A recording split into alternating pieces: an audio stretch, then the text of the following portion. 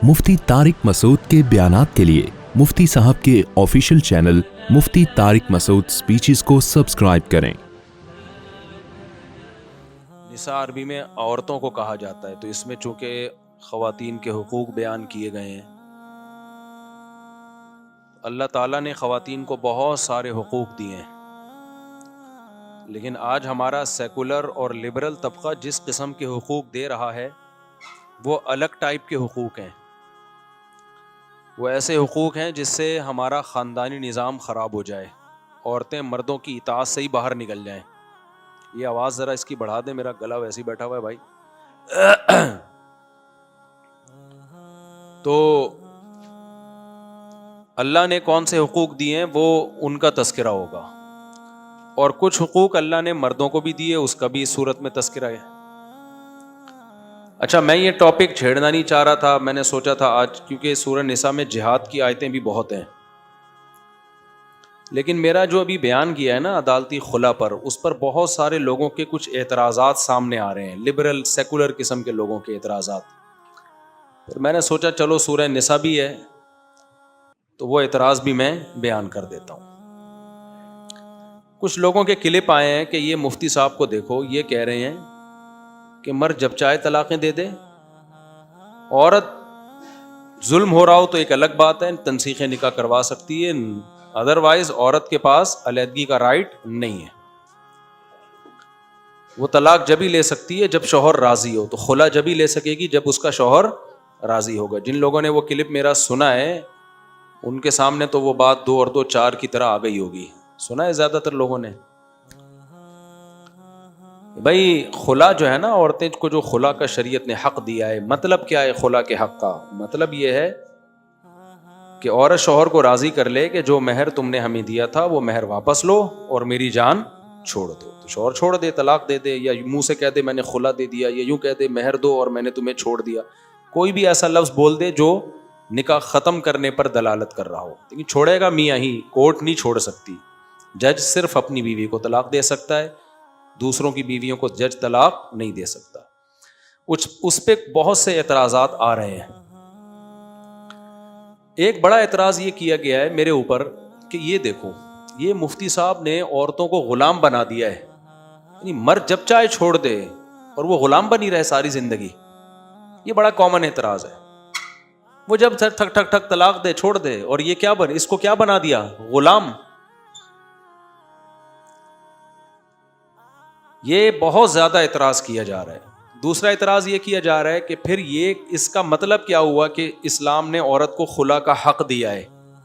अक्सर ये जुमला कहा जाता है ना कि इस्लाम ने औरत को खुला का हक दिया है। जब मर्द की परमिशन के बगैर वो खुला ले ही नहीं सकती तो हक देने का मतलब क्या हुआ? फिर समझ रहे हो?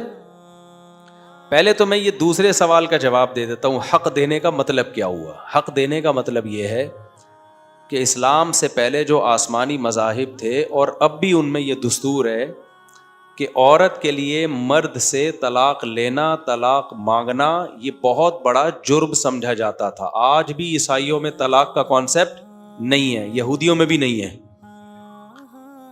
अल्लाह मियाँ ने औरत को ये राइट दिया कि अगर तुम्हें इस मर्द के साथ तुम्हारा गुजारा मुश्किल है तो ज़बरदस्ती इस्लाम तुम्हें चिपकने का ऑर्डर नहीं देता।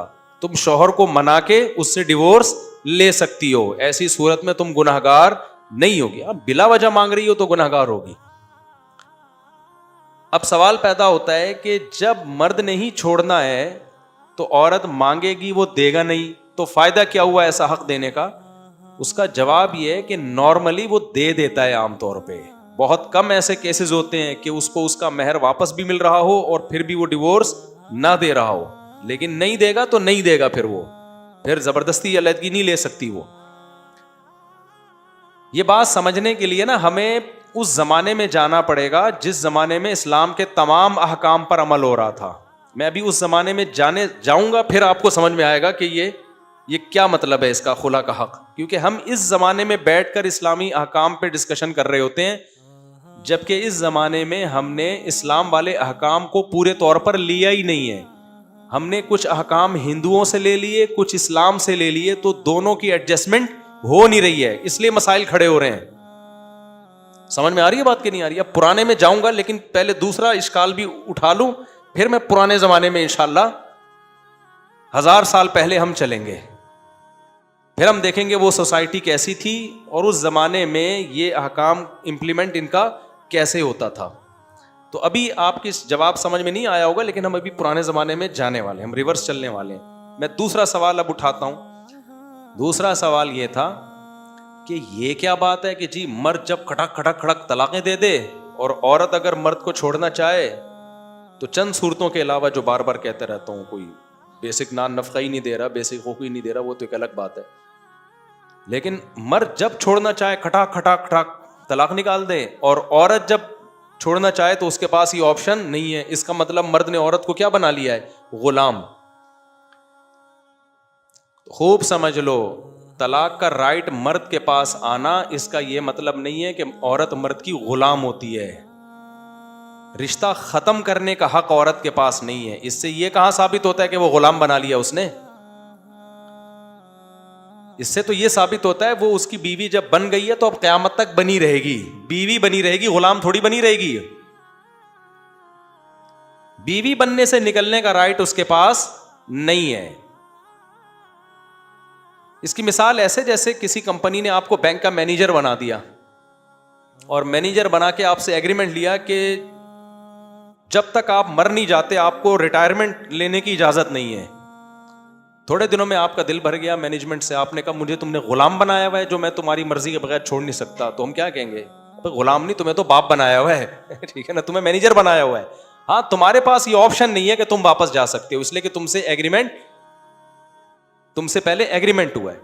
فوج میں جو لوگ بھرتی ہوتے ہیں وہ باؤنڈ ہوتے ہیں چند سالوں تک کے لیے، اس دوران وہ آرمی کی جاب کو چھوڑ نہیں سکتے. تو اس میں یہ نہیں کہا جاتا کہ یہ آرمی کے غلام بن کے ہوئے میں. آپ کا کوئی اگر کسی سے ایگریمنٹ ہوتا ہے اور اس ایگریمنٹ میں آپ باؤنڈ ہو جاتے ہو تو اس باؤنڈ ہونے کو باؤنڈ ہونا تو کہتے ہیں، غلامی سے تعبیر نہیں کرتے. غلامی کا مطلب تو جو یہ ہوتا ہے کہ سر کے بال سے لے کے پاؤں کے ناخن تک آپ ایسے کنٹرول میں ہیں کہ آپ کا کوئی تصرف کا آپ کو حق حاصل ہی نہیں ہے. آپ جو کمائیں گے وہ بھی آپ کا نہیں ہوگا، آپ کے شوہر کا ہوگا. جیسے باندیاں جو کماتی تھیں تو ان کی کمائی ان کے مولا کی ہوتی تھی، باندی کی نہیں ہوتی تھی. غلام جو کماتا تھا اس کی ٹوٹل کمائی کس کی ہوتی تھی؟ اس کے آقا کی ہوتی تھی. جبکہ اسلام کہتا ہے بیوی کی جو کمائی ہے وہ کس کی ہے؟ بیوی کی ہے. تو غلام تھوڑی ہو گئی. ہاں یہ جو میاں بیوی والا ایگریمنٹ ہے اسے ختم کرنے کا رائٹ عورت کے پاس نہیں ہے. یعنی وہ بیوی ہمیشہ بن کے رہے گی، باندی کبھی بھی بن کے نہیں رہے گی. وہ تو یہ لفاظی کر رہے ہیں کچھ لوگ، میرا وہ کلپ گیا نا کہ اس کا مطلب وہ غلام بنا کے رکھے گا. بھائی غلام نہیں، وہ باؤنڈ ہے وہ، کیونکہ نکاح میں یہ خود بخود آٹومیٹیکلی ایگریمنٹ چھپا ہوا ہے. تبھی عورت کو منکوحہ کہا جاتا ہے اور مرد کو منکوحہ نہیں کہا جاتا. منکوحہ جس پر نکاح ہوا ہے. تبھی عورت اگر طلاق دیتی ہے، مرد عورت کو طلاق کا رائٹ دے دے نا تو عورت مرد پہ طلاق نہیں واقع کرتی ہے، طلاق اپنے اوپر واقع کرتی ہے. نہیں آئی میرا خیال ہے بات سمجھ؟ مرد کو طلاق ہو ہی نہیں سکتی ہے کسی قیمت پہ. مرد جب بیوی کو کہتا ہے نا میں نے تمہیں ڈیورس کا حق دیا، تو بیوی یوں نہیں کہہ سکتی کہ میں نے تمہیں طلاق دی. نہ، مرد تو پہلے بھی آزاد تھا، اب بھی کیا ہے؟ آزاد ہے. تو طلاق تو آزادی کو کہتے ہیں نا، وہ باؤنڈ تھوڑی ہوا تھا. عورت ماتحت بنی تھی، غلام نہیں بنی تھی، لیکن ماتحت بن گئی تھی. تو مرد کو یہ اجازت ہے اپنی ماتحتی سے نکال دے اس کو. عورت کے پاس یہ رائٹ نہیں ہے کہ وہ جب چاہے مرد کی ماتحتی سے نکل جائے. تو یہ رائٹ اللہ نے مرد کو دیا ہے. تو اب مسئلہ یہ ہے کہ جب مرد کے پاس یہ حق ہے تو عورت اپنے آپ کو ماتحتی سے نکال کے طلاق اپنے اوپر واقع کرے گی، شوہر کے اوپر واقع نہیں کرے گی. کیونکہ وہ طلاق کا مطلب آزاد، عربی میں لفظ طلاق کا مطلب آزادی ہے. تو وہ ماتحت تھا ہی نہیں کہ تو آپ اس کو طلاق کیسے دے رہی ہو. آج یہ چیز بھی لوگوں میں کامن ہو گئی ہے. غیر مسلموں میں یہ لفظ سننے کو ملتا ہے، اس نے اپنی بیوی کو ڈیورس دے دی، شوہر کو ڈیورس دے دی. تو ہمیں تو ہنسی آتی ہے یہ لطیفہ سن کے، شوہر کو ڈیورس کیسے دے دی بھائی؟ اپنے آپ کو ڈیورس دے دی. اگر شوہر نے اس کو ڈیورس کا حق دیا ہے تو عورت جب ڈیورس دے گی تو دے گی کس کو؟ اپنے اوپر طلاق واقع کرے گی. آدمیوں پہ طلاقیں واقع نہیں ہوتی. ہاں یہ ایک بات ہے کہ عورت کو مرد کا ماتحت بنا کے اسلام نے اس کی، لوگ کہتے ہیں انسلٹ کی ہے، بے عزتی کی ہے. کیوں ماتحت بنا دیا بھائی؟ دونوں کیا ہیں؟ سیم ہے. کوئی ماتحت واتحت نہیں ہے. یہ بات یہ منجن ہے. یہ کیا ہے؟ منجن. دنیا میں آزاد کوئی بھی نہیں ہے. ہر شخص کسی نہ کسی کا ماتحت ہے. ہر شخص کہیں نہ کہیں باؤنڈ ہے. ہم بھی مرد بیوی شوہر کے ماتحت ہوتی ہے, تو کیا شوہر کسی کے ماتحت نہیں ہوتا؟ وہ بھی تو کہیں نہ کہیں کسی کے ماتحت ہوگا. وہ دفتر میں اپنے باس کے ماتحت ہوگا, کچھ نہیں ہے تو علاقے کے ناظم کے ماتحت ہوگا, وہ کچھ نہیں ہے تو وزیر اعظم کے ماتحت ہوگا. ماتحت ہونا الگ چیز ہے, غلام ہونا الگ چیز ہے. ماتحت ہونا عیب نہیں ہے, غلام ہونا عیب ہے. سمجھتے ہو بات کو؟ تو اگر آزادی دلانی ہے نا عورت کو شوہر کے ماتحتی سے, تو میاں کو باس کی ماتحتی سے آزادی دلاؤ, عوام کو حکومت کی سرپرستی سے آزادی دلاؤ. بولو ہمارا کوئی سربراہ نہیں ہے, ہم ماتحت نہیں ہیں, ہم آزاد ہیں. اس سے پورا ملک کا نظام کیا ہو جائے گا؟ برباد. تو ایسے ہی عورت کو اگر شوہر کی سربراہی سے باہر نکال دیں گے, گھر کا سیٹ اپ کیا ہو جائے گا؟ برباد. گھر بھی چھوٹی سی ریاست ہوتی ہے, اس میں بھی کوئی سربراہ ہونا چاہیے اور کوئی ماتحت ہونا چاہیے. جب تک آپ چھوٹے ہوتے ہو, آپ ابا کے ماتحت ہوتے ہو کہ نہیں ہوتے؟ تو بچوں کے حقوق پہ تحریک چلانی چاہیے. کوئی بچہ باپ کا ماتحت نہیں ہے, کیونکہ ماتحت ہونا ایک عیب ہے. اس کا مطلب بچے باپ ہیں, اور باپ کل سے کیا ہے؟ وہ بچہ ہے. گھر کا تو بیڑا غرق ہو جائے گا. کمپنی میں مینیجر وہ سربراہ ہوتا ہے, اور جو نیچے لوگ ہوتے ہیں وہ اس کے کیا ہوتے ہیں؟ ماتحت ہوتے ہیں. تو ہر شخص, ہم گھر کے سربراہ ہیں, ہر جگہ سربراہ تھوڑی ہیں, کہیں سربراہ ہے کہیں ماتحت ہیں. عورت اپنے بچوں کی سربراہ ہے, شوہر کی کیا ہے؟ ماتحت ہے. وہ غلامی کا لفظ الگ چیز ہے, ماتحت ہونا الگ چیز ہے. اب سمجھ میں آ رہی ہے بات کہ نہیں آ رہی ہے؟ تو یہ خواتین کے حقوق کے نام پہ منجن بک رہے ہیں مارکیٹ میں, کہ عورت اور مرد کو برابر کر دو اور کوئی کسی کا ماتحت نہیں ہے. ایسے تو گھر کا نظام گیا برباد. تبھی تو انگریزوں کے ہزار گز کے میں نے گھر دیکھے ہیں, بندے ہی نہیں ہوتے اس میں, کیونکہ جب عورت شوہر کی ماتحت ہی نہیں ہوتی, وہ گرل فرینڈ کی طرح ڈیل کرتا ہے اس کو, وہ گھر بساتا ہی نہیں ہے. سارا پروگرام ہی انگریزوں کا بڑھ گیا ہے, جاپانیوں کا تو بالکل ہی بڑھ گیا پروگرام. تو یہ اللہ نے عورت پر احسان کیا شوہر کے ماتحت, تاکہ وہ رکھے تمہیں عزت کے ساتھ. رہا یہ مسئلہ کہ ٹھیک ہے عورت شوہر کی ماتحت ہوتی ہے, طلاق واقع بھی عورت کے اوپر ہوتی ہے, خلا واقع بھی عورت کے اوپر ہوتا ہے, مرد کے اوپر نہیں ہوتا واقع. تو اللہ نے مرد کو کیوں یہ رائٹ دے دیا کہ دھڑ دھڑ دھڑ جب چاہے طلاق دے دے؟ جہلم والی سرکار نے ایک اور گڑبڑ کی ہے.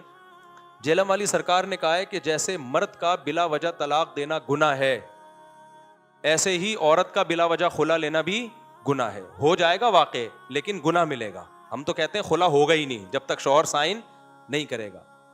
لیکن جہلم والی سرکار کے پاس چونکہ علم بھی نہیں ہے, عمق بھی نہیں ہے علم میں, تو وہ پھینکتے رہتے ہیں ماشاءاللہ مارکیٹ میں. انہوں نے ایک اور بات بھی پھینکی ہے, ہونا تو یہ چاہیے تھا میں اس پہ بھی اسی طرح سے ریکارڈ کرواتا, جہلم کا کلپ چلاتا پھر بتاتا, لیکن چلو اب موضوع چل پڑا ہے تو ایسے ہی چلا دیتا ہوں میں یہ بات.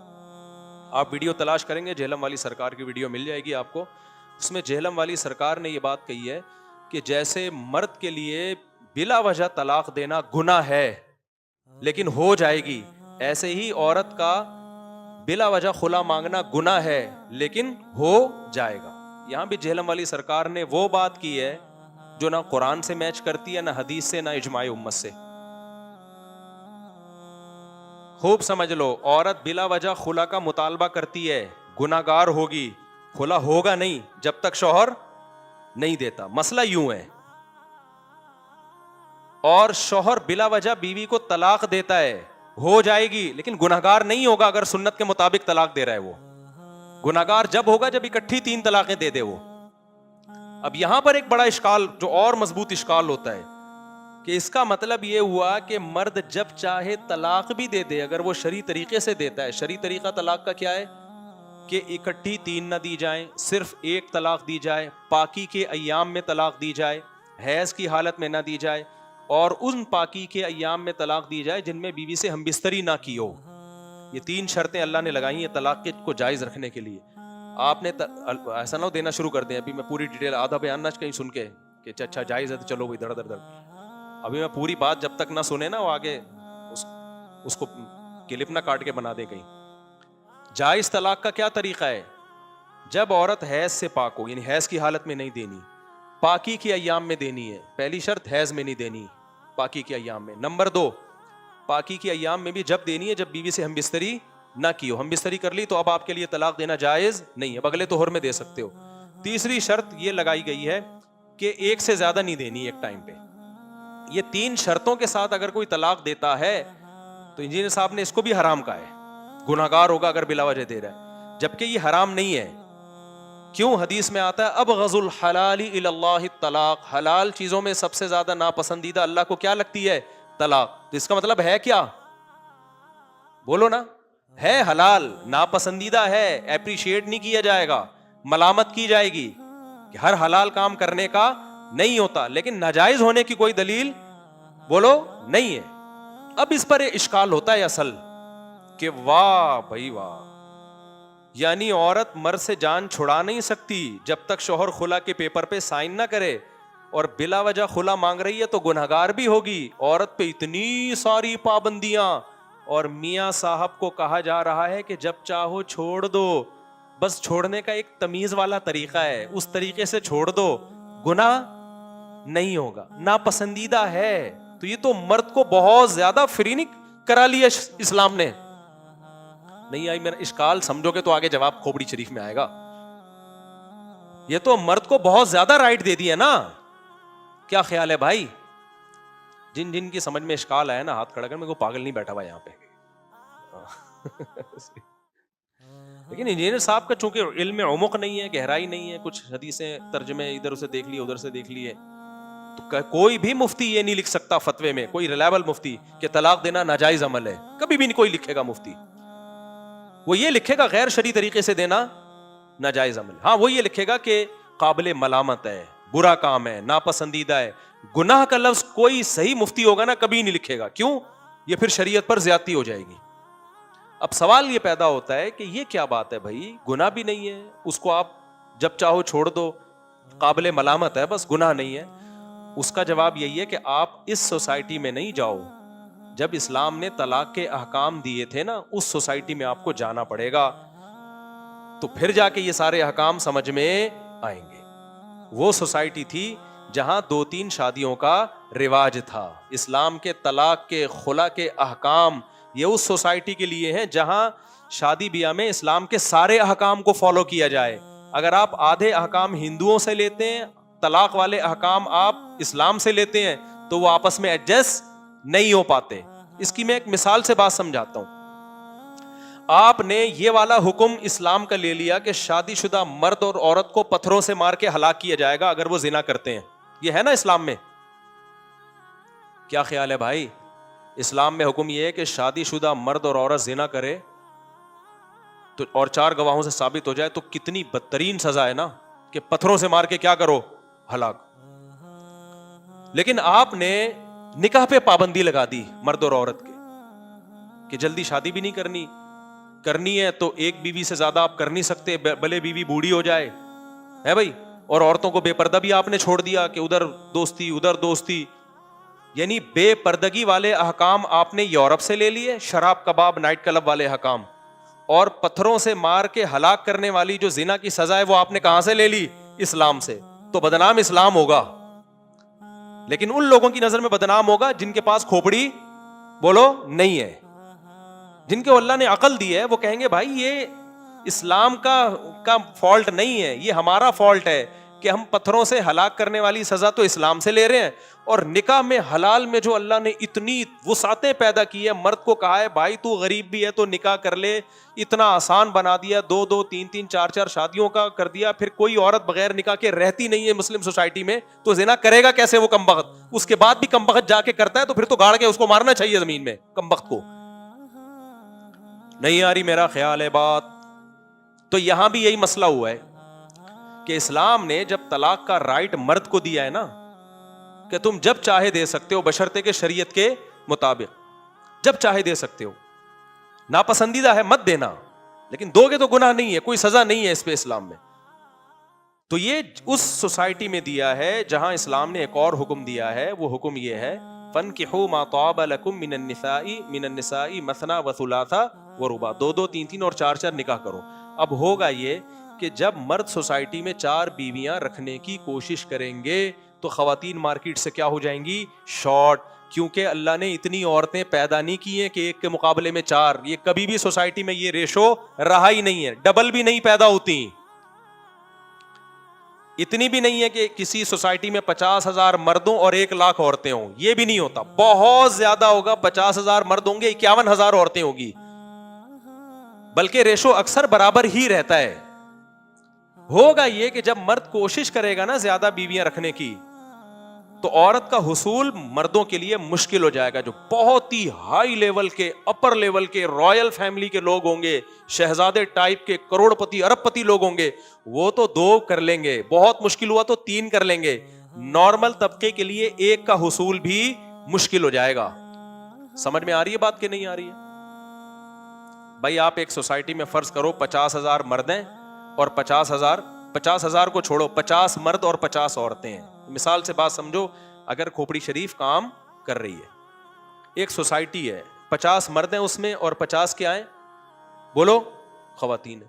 مرد کو اجازت دیتی تو 4 کر سکتا ہے, آپ کا کیا خیال ہے 50 مرد 4 بیویاں کر لیں گے؟ ہے ہی نہیں تو کہاں سے کریں گے؟